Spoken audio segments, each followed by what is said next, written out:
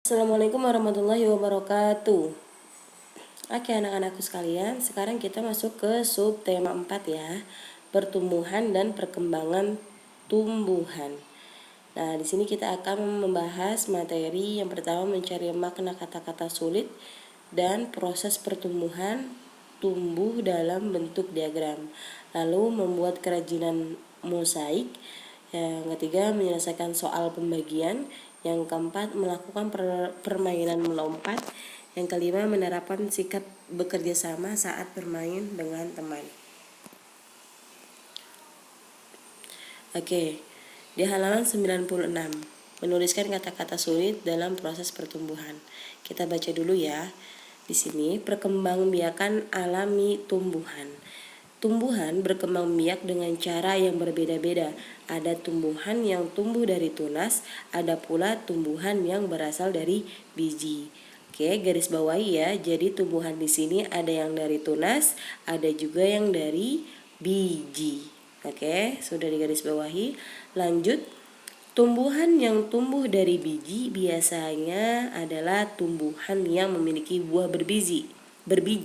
Misalnya mangga, jeruk, jambu, dan sebagainya. Pokoknya yang berbuahnya itu buahnya yang ada bijinya ya, itu bisa tumbuh melalui biji tersebut. Nah, tumbuh-tumbuhan tersebut tumbuh dari biji yang ditanam. Biji yang ditanam dan dirawat akan tumbuh menjadi kecambah. Kecambah tersebut akan terus tumbuh menjadi tumbuhan dewasa. Nah, kalian bisa amati di sampingnya ini ada contoh buah apel. Ya, buah dengan biji yang pertama. Oke, yang pertama biji dulu nih. Kalian punya apel lalu ada bijinya. Nah, bijinya ditanam, biji mulai berkecambah. Ya, mulai berkecambah lalu kecambah nih. Sudah berkecambah bijinya itu bertumbuh daun sedikit lah. Bijinya itu sudah terbelah dan menjadi daun dan satu batang ya, lalu menjadi kecambah lagi yang dimana daunnya itu sudah lumayan berbentuk ya, tuh ya, lalu menjadi tanaman muda. Di sini tanaman muda pun daunnya sudah lebih banyak ya daripada kecambah. Lalu pohon kecil. Nah, pohon kecil ini juga dia bertambah banyak, batangnya tambah banyak, daunnya juga tambah banyak dan lebat. Jadi ini adalah salah satu ciri biji ini sudah tumbuh. Nah, setelah menjadi pohon kecil lalu menjadi pohon dewasa. Nah, pohon dewasa ini yang dimana bisa kita lihat sudah bisa berbuah ya, sudah bisa berbuah, daunnya juga semakin banyak, akarnya juga semakin kuat, banyak ranting pohonnya ya yang bercabang. Nah, ini adalah salah satu proses tumbuhan ya yang dari biji. Lalu tumbuhan yang sudah dewasa dapat menghasilkan buah yang tadi ya. Nah, di sini ada yang dari tunas. Tadi kan tumbuhan ada yang dari biji-bijian, ada yang dari tunas. Nah, selain dengan biji ada juga perkembangbiakan tumbuhan dari tunas. Nah, contohnya tanaman pisang. Tumbuhan ini berkembang dari tumbuhan muda yang baru tumbuh dari bagian tumbuhan dewasa. Tunas ini akan terus tumbuh menjadi tumbuhan dewasa. Nah, tunas ini dia biasanya ikut tumbuh di pohon yang tumbuhan yang muda. Nah, nanti dia ikut tumbuh lagi nih. Nah, itu disebutnya tunas ya. Dia ikut merembet lagi di pohon yang tadi sudah dewasa, lalu dia tumbuh lagi tunas kecil. Nah, ini dia suka merembet, suka berkembang biak dari tumbuhan muda ya. Suka bertumbuhnya itu dari tumbuhan muda. Oke. Nah, setelah tadi kita sudah baca, banyak kan kata-kata yang belum kita pahami nih. Nah, coba perhatikan. Apakah kamu mengalami kesulitan untuk memahami isi teks tersebut? Adakah kata-kata yang tidak kamu mengerti dalam teks tersebut? Jika ada, coba tuliskan kata-kata tersebut pada tabel berikut. Maaf ya. Nah, di sini kita cari dulu kata sulit yang tadi. Yang pertama, tunas ya. Kita belum mengetahui ya apa sih arti tunas. Oke, tulis kata sulit yang pertama tunas, yang kedua kecambah. Kecambah juga belum tahu nih apa sih tadi artinya ya. Yang ketiga berkembang biak. Nah, sekarang Ustazah udah cari tahu arti dari tunas, kecambah, dan berkembang biak. Kalian juga boleh lihat atau cari di Google ya untuk memastikan jawaban dari Ustazah benar atau salah. Nah, tunas ini artinya adalah tumbuhan muda yang baru timbul. Nah, kecambah ini adalah tumbuhan yang baru timbul dari biji kacang. Nah, berkembang biak ini adalah bertambah banyak. Jadi dari cerita tadi perkembangbiakan alami tumbuh, kita menemukan kata yang sulit. Yang pertama ada tunas, ada kecambah, ada berkembang biak. Oke. Nah, selanjutnya ada pertumbuhan pohon pepaya nih. Ini ada di halaman 102, kalian bisa lihat.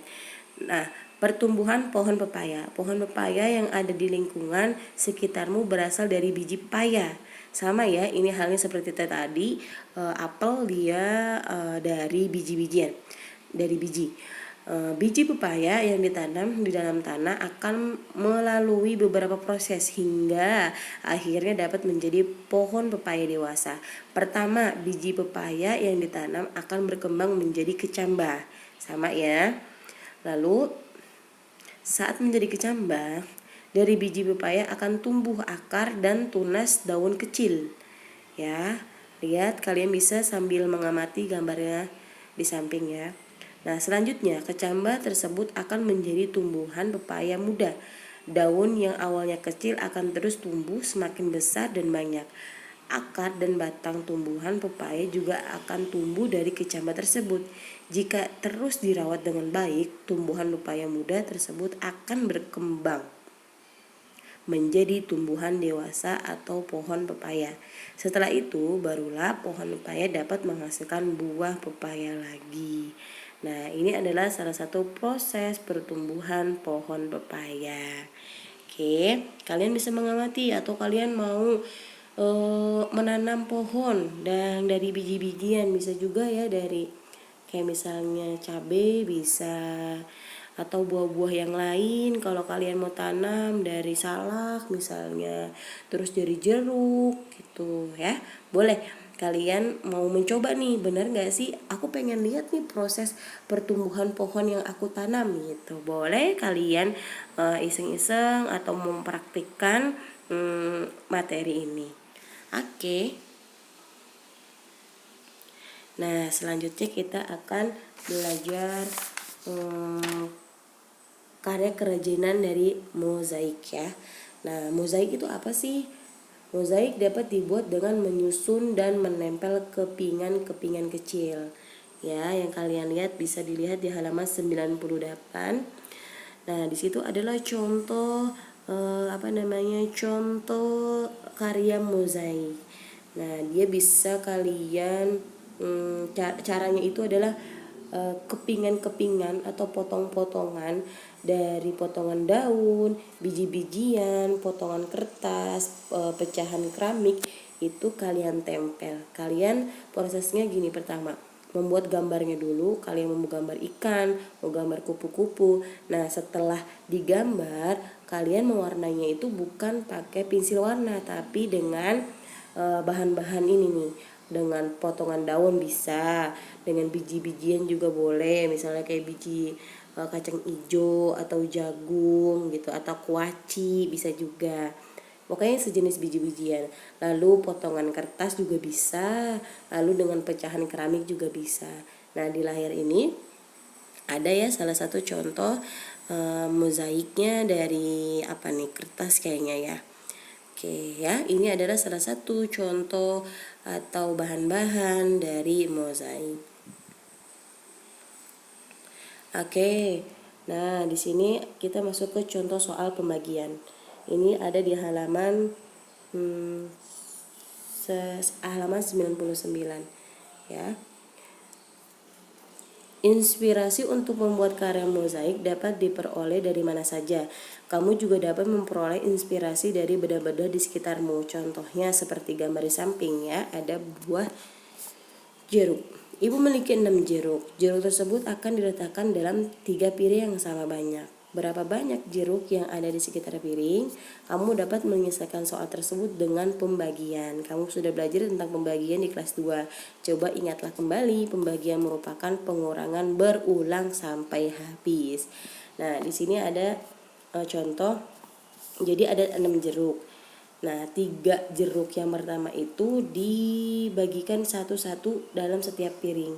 Nah, setelah sudah dibagikan sama rata, lalu sisanya kan 3 jeruk lagi. Nah, 3 jeruk itu pun dibagi lagi ke masing-masing piring yang tadi sudah dibagikan satu-satu. Jadinya masing-masing piring mendapatkan dua jeruk. Jadi penyelesaiannya, semua jeruk ada di halaman 100 ya. Semua jeruk sudah diambil 3 sampai habis. Ada 2 kali pengambilan ya. Nah, jeruk sampai habis jika dapat ditulis ada di halaman 100 ya. Kalian lihat 6 dikurang 3 dapatnya 0. Jadi pembagian 6 dibagi 3 dapatnya 2. Karena tadi sudah 6-nya itu 6 jeruk dibagi 2 kali ya. Oke. Nah, sekarang Ustazah ada penjelasan video penjelasan untuk halaman 11 yang di bawahnya ya.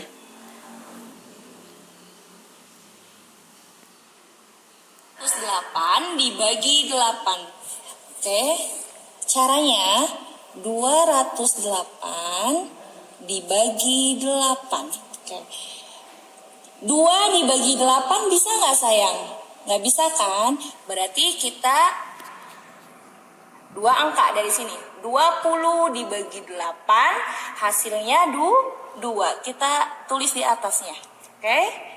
2 yang di atas kita kalikan dengan 8. 2 dikali 8 hasilnya 16. Oke. Jangan lupa ini kita berarti pengurangan. 8 kita turunin 8 hasilnya, oke. 20 diambil 16. Oke, sekarang kita satu-satu aja. Karena ini 0, kita pinjam 1 sama yang 2. Jadi 10. 10 dikurang 6 hasilnya 4. Nah, ini hasilnya 2, jadi 1 karena sudah dipinjam. 1 diambil 1 hasilnya 0. Berarti kita nggak usah tulis, nggak apa-apa. 48 dibagi 8 hasilnya 6. 6 dikali 8 hasilnya 48. Kita kurangin 48 dikurang 48 habis. Berarti hasilnya 0. Di sini 208 dibagi 8 berarti hasilnya 26.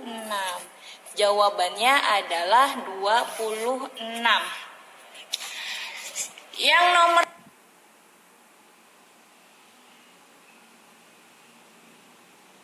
Oke, seperti itu ya. Kalian nanti kalau mau mencoba soal yang lain boleh diputar kembali contoh penyelesaian pembagian ini ya. Oke, selanjutnya permainan yang membutuhkan kerjasama. Nah, ini ada di halaman, sebentar sayang, ada di halaman 104 ya. Nah, kalian bisa baca dulu di halaman 104. Oke, Ustazah bacakan.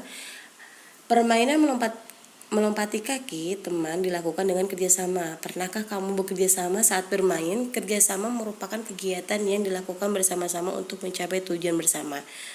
Nah, Contoh di sini jenis permainan yang membutuhkan kerjasama. Ada bentengan, ada bakyak, ada panjat pinang, ada gobak sodor, ada tarik tambang, ada kasti ya. Nah, ini 6 permainan ini adalah yang membutuhkan kerjasama, yaitu berarti berkelompok. Bentengan mainnya juga berkelompok, bakyak juga berkelompok, panjat pinang berkelompok dan sebagainya juga berkelompok. Nah, manfaatnya apa sih untuk bekerja sama ini, permainan bekerja sama ini? Nah, manfaatnya dari kerjasama dalam bermain, yang pertama menjadi rukun, 2 terasa nyaman, 3 mendapatkan juara, 4 menjadi kelompok yang terbaik, 5 terhindar dari bahaya. Nah, kalau misalnya kalian memainkan bakyak, tidak kerjasama nih, maunya yang pertama temennya kakinya kaki kiri dulu, tapi ada lagi teman B-nya maunya kaki kanan, kan nggak kompak nih, nggak kerjasama. Nah, kalau misalnya tidak kompak, tidak bekerja sama, pasti tidak akan mendapatkan juara kan.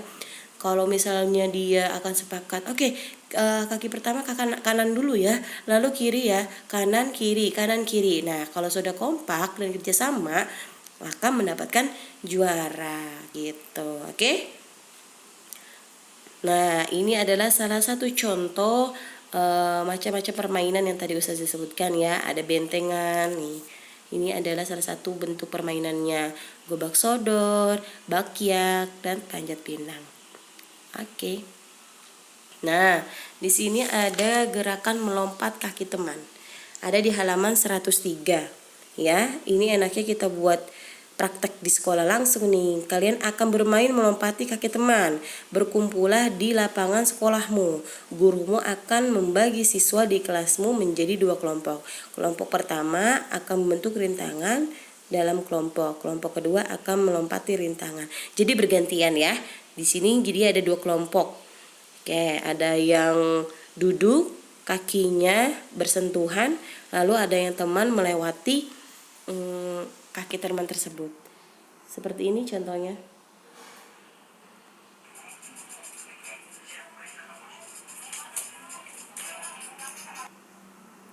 Oke, seperti itu contohnya sayang. Selamat mencoba. Oke, sekian terima kasih untuk materi pada hari ini. Semoga kalian bisa mengikuti dengan baik dan bisa menyerap materi yang Ustazah sampaikan hari ini. Kalau misalnya lupa, boleh diulang lagi ya video tersebut. Oke, untuk tugasnya hari ini kalian mengerjakan di halaman 101, 1 sampai 5. Kalau misalnya tidak muat di buku tema, kalian tuh kerjakannya di buku tugas ya. Oke, karena kayaknya ini jawabannya banyak, tidak muat untuk di buku tema. Kalian mengerjakannya di buku tugas.